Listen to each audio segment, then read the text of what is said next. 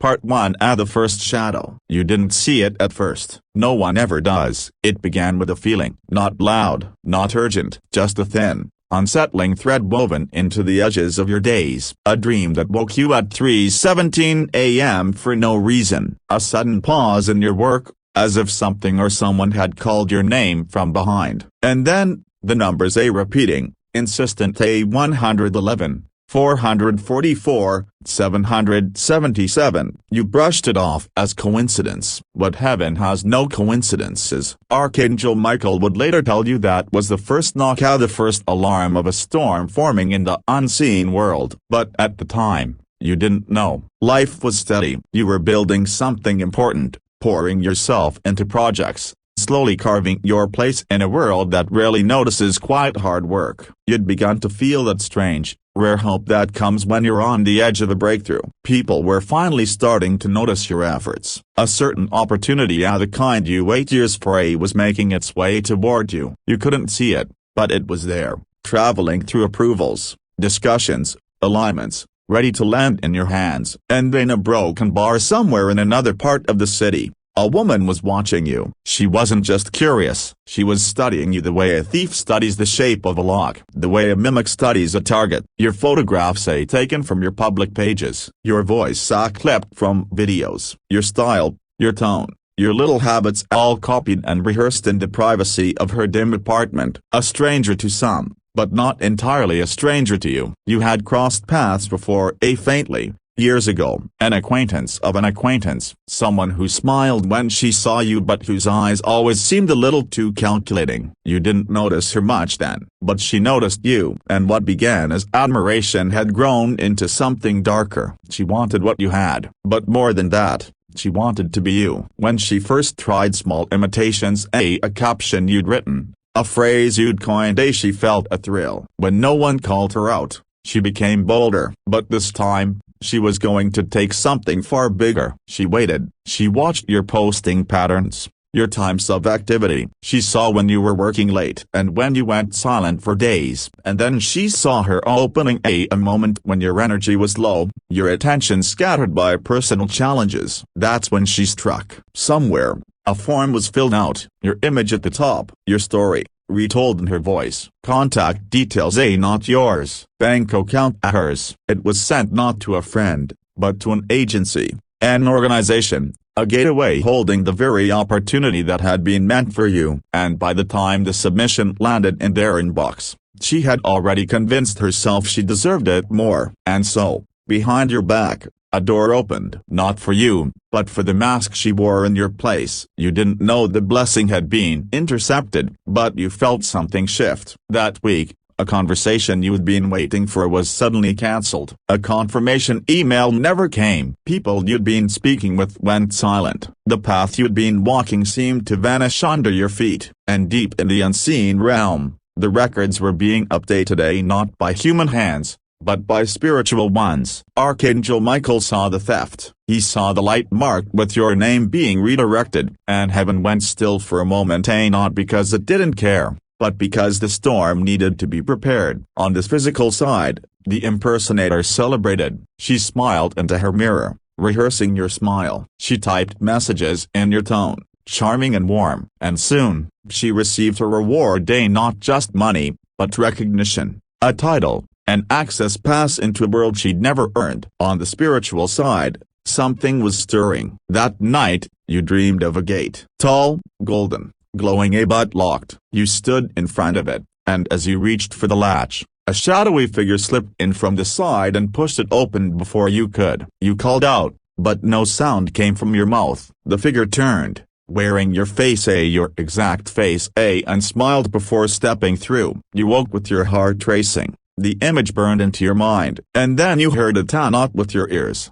but somewhere deeper. Be still. Watch the signs. Justice is coming. The voice was deep, resonant, commanding but comforting. You didn't yet know it was Michael. The next day, the real-world signs began to match the dream. A name began to surface in odd places, in overheard conversations, in social media comments, in messages from mutual connections. You couldn't place why it made your stomach tighten, but it was her name. At the same time, small glitches began appearing in her stolen reality. People who met her felt something was off. A tone in her emails that didn't match the person they'd seen in the application. A nervous flicker in her smile during an interview. But she pushed forward, confident the world would never connect the dots. She didn't know heaven was already gathering the threads. Somewhere, a person A, an employee at the organization she'd approached A, noticed something odd in the digital files. The application metadata, the timestamps, the source of the image. They saw your name embedded deep in the file's properties, a detail she hadn't erased. They didn't act immediately, but they saved it, just in case. Meanwhile, the unease in your spirit deepened. Your devices glitched, emails failed to send, and then, one night,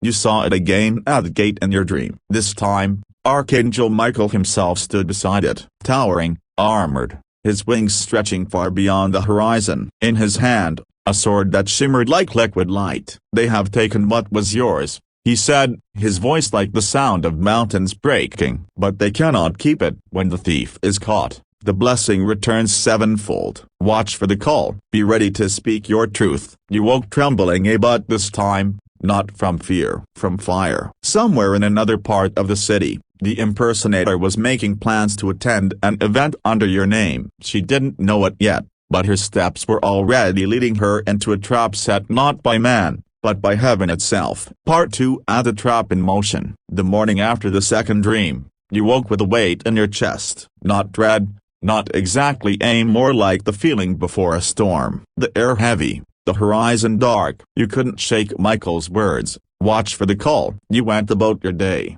but little things kept catching your attention. A message from an old contact who hadn't spoken to you in years. A strange follow request from someone who seemed connected to a company you'd applied to months ago. And then, a missed call from a number you didn't recognize. No voicemail, just silence. In another part of the city, the impersonator was basking in her counterfeit success. She had attended a private networking event, one you should have been invited to, and mingled with powerful people. She smiled, charmed, told your story as if it was her own. They believed her. Why wouldn't they? She had the documents, she had the photos, she had practiced the mannerisms. But even as she collected compliments and contacts, cracks began to show. She struggled to answer detailed questions about her past projects. She laughed at the wrong moments. She hesitated when asked for specifics. One man at the event, a senior figure in the organization, noticed something about her energy didn't match the person he thought he'd read about in the file. It wasn't enough to accuse her on the spot, but it was enough to make him quietly instruct his assistant,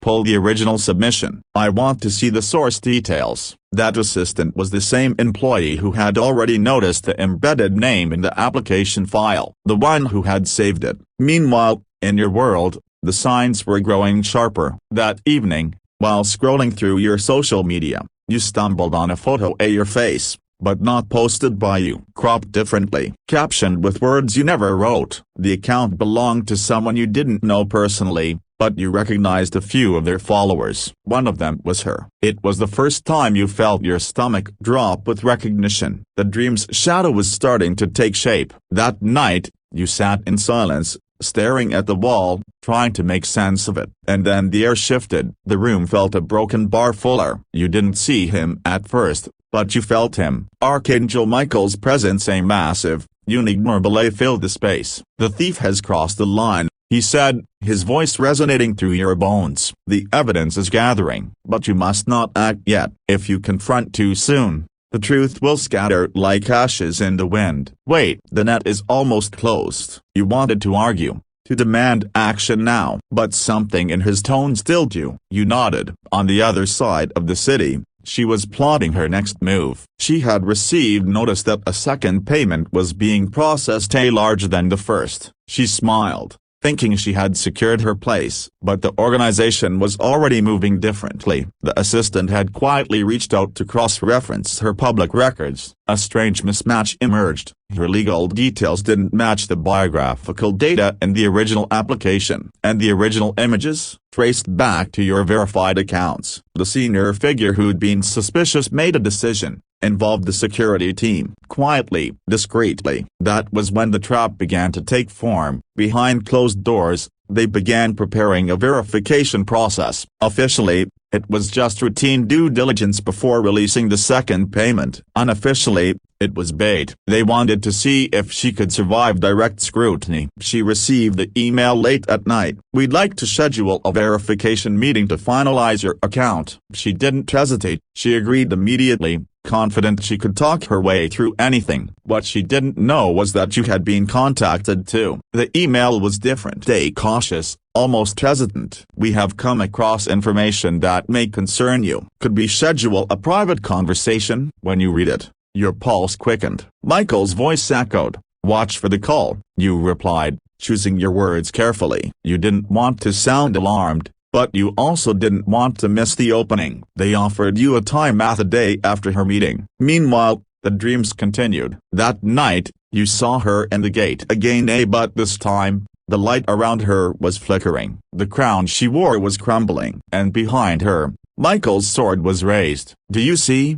he asked. "Yes," you whispered in the dream. "Then understand what is taken by deception will always rot in the hands of the deceiver. She cannot hold what was made for you. The moment she touches it, the blessing begins to weigh her down." You woke with a strange sense of calm. The trap was no longer a maybe. It was already in motion. The day of her verification came. She walked into the building confident, wearing an outfit she thought made her look like you. But in the conference room, the questions were sharper than she expected. They asked for specific details, dates, names, projects. Her smile faltered. Her voice cracked. Halfway through, one of the panelists slid the folder across the table. Inside were printouts, screenshots of your actual posts, your verified profiles, your bio from years back. "This is you, correct?" one of them asked. She froze, blinked, smiled weakly. "Yes, that's me, Bota." They cut her off. "Then why do the digital signatures on these match the original files, and not the ones you submitted?" For the first time, her confidence wavered visibly. She tried to laugh it off, claiming she'd outsourced some parts, that a friend helped her, that it was all a misunderstanding. But the eyes watching her had already hardened. In another part of the city, you were preparing for your own meeting, unaware of exactly how far things had gone, but feeling the shift in the air. Michael's words replayed in your mind, "Be ready to speak your truth." The day after her interrogation, you walked into the same building. This time, the atmosphere was different. They weren't cold, they weren't accusing, they were broken bar curious, hopeful. One of them greeted you with a handshake. "Thank you for coming in. We believe there's been a case of mistaken identity, and we'd like to clear it up." And as they began to show you the evidence, you felt two things at once: the sting of betrayal, and the first taste of justice. Somewhere unseen, Michael stood watch. The trap had been sprung. Now came the unveiling part 3 of the rising storm. The days that followed the second warning were anything but ordinary. Sleep became a battlefield. Each night, the dreams grew sharper, no longer just hazy images but full, vivid scenes, like reels from a divine surveillance camera. I saw her, the imposter, dressed in borrowed elegance, standing in a circle of people who looked at her with admiration that wasn't hers to claim. Their eyes sparkled with trust, but the air around her was heavy, as if something unseen pressed upon the room. And then, in the corner of every dream, he stood, Archangel Michael, towering, silent, his sword's edge glowing faintly, his gaze fixed on her as if measuring the moment for judgment. By the third night, I could hear whispers in these visions, fragments of her lies. The poison she poured into ears that were too eager to listen. "She's unstably broken bar, she's lost everything a broken bar, I'm the one blessed now," she said in a voice that carried my stolen tone. Each time, Michael's wings would unfurl wider, the air crackling with a warning, "Her time is running out." The waking world was no calmer. Word had begun to trickle through familiar channels, distant acquaintances messaging me, uncertain, asking strange questions. "I saw your post," one said, referring to something I hadn't written. "Was that really you in that picture?"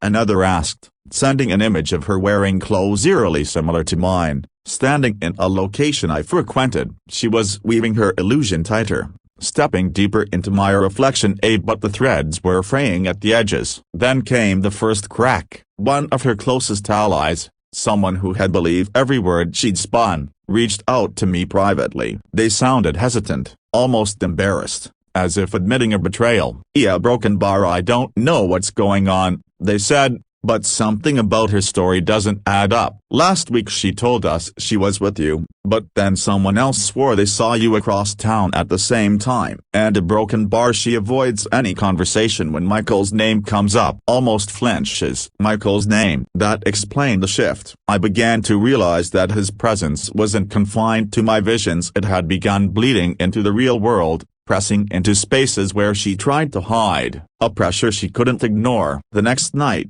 the dream changed. I wasn't just an observer anymore. Michael spoke not with words shaped by lips, but with the voice that filled the air, resonating in my bones. "The snare is set, the hunter approaches his prey. But you must not falter, you must walk into the storm I've prepared for you." I woke to find my phone buzzing. Another message. This time, it was from someone I hadn't heard from in years, a mutual contact who had been skeptical of me in the past. They admitted they'd been warned about me by her months ago but had started to notice inconsistencies. She was slipping, repeating stories, contradicting herself. The very lies that had built her throne were now corroding its foundation. Still, I knew the danger wasn't over. The more desperate a cornered liar becomes, the more reckless their strikes. And that day, she proved it. Out of nowhere, my inbox flooded with accusations, fabricated screenshots, twisted narratives, all carefully designed to make me look unstable and untrustworthy. It was her last attempt to control the story. I stared at the messages, my hands trembling, not from fear this time, but from a strange, gathering certainty. I wasn't alone in this anymore. I could almost feel Michael standing behind me, wings arched like a shield, his hand resting on the hilt of his sword. That was when I decided I wouldn't run from this storm. I would step into it. I began to gather my own evidence, real conversations, authentic records, the timeline she couldn't fake. I didn't rush. I let her words pile higher and higher, knowing that every false claim she made was another rope she was twisting around herself. On this fourth night, Michael came again in the dream. But this time he was not still. He was moving, walking toward her. His sword was no longer dim, it blazed with a light so pure it hurt to look at. She backed away, her face twisting from confidence into panic, her hands clutching at stolen jewels that seemed to dissolve in her grip. He didn't strike, not yet, but his voice thundered in my mind. "The truth is a river. You need only break the dam." I woke with the plan. The next move wouldn't be hers, it would be mine. And it would end this. Part 4. The final judgment. The night before it all ended, you felt an eerie stillness in the air. It was the kind of silence that carried weight, like the breath before a storm. For days, she had been plotting her final move, and you could feel the shadows gathering around you. Rumors had spread faster, lies woven tighter, and her voice, sweet in deception, had tried one last time to wrap the world around her falsehood. But something was different this time. You no longer trembled. You stood still, like a soldier who knows that dawn will bring war, Broken Bar, and victory. That evening, you were alone in your room when the air shifted. A soft wind passed through, though the windows were closed, and with it came the faint sound of a trumpet in the distance. A golden light seeped into the space, and there he was, Archangel Michael, not as the quiet god you had seen before, but in full armor, eyes burning like 1,000 suns, wings unfurled to the edges of eternity. His presence filled the room with a power so absolute that even the walls seemed to bow. "This is the hour," he said, his voice resonating like the strike of a great bell. "The lies have reached their peak. That deception has fulfilled its measure. Now the scales will tip." He reached out his hand, and in it appeared a great scroll, glowing with divine light. "Her name is here, her deeds recorded, and the judge has ruled day enough." The next morning, the confrontation unfolded. She had called a public gathering under the pretense of making an announcement. You arrived quietly, unnoticed at first, watching from the back. She stood before the crowd with a smile sharp enough to cut glass, ready to deliver her final blow to your name. She began to speak, her words dipped in poison, but before she could finish, the sky above darkened. A single ray of light broke through the clouds, striking the center of the gathering. The crowd froze, eyes turning upward. And then he came. Archangel Michael descended, not in some distant vision, but before every living soul present. His armor gleamed with an otherworldly brilliance, his sword drawn, the tip burning with fire that did not consume. The earth trembled beneath his feet. "You have stolen a face not your own," he declared, pointing the sword at her. "You have worn the name of another, walked in shadows, and built your throne on lies. Before heaven and earth, before witnesses seen and unseen, your mask will fall." The wind whipped violently, tearing through the gathering like the breath of a storm. Her composure shattered as a confident smirk gave way to trembling lips, eyes darting desperately for an escape. But there was none. Before all eyes, the image she had built of herself began to distort, like paint melting under heat. The charm faded, the fabricated beauty cracked, and what lay beneath was the truth. Every deceit, every manipulation, every stolen piece of your identity exposed like an open wound.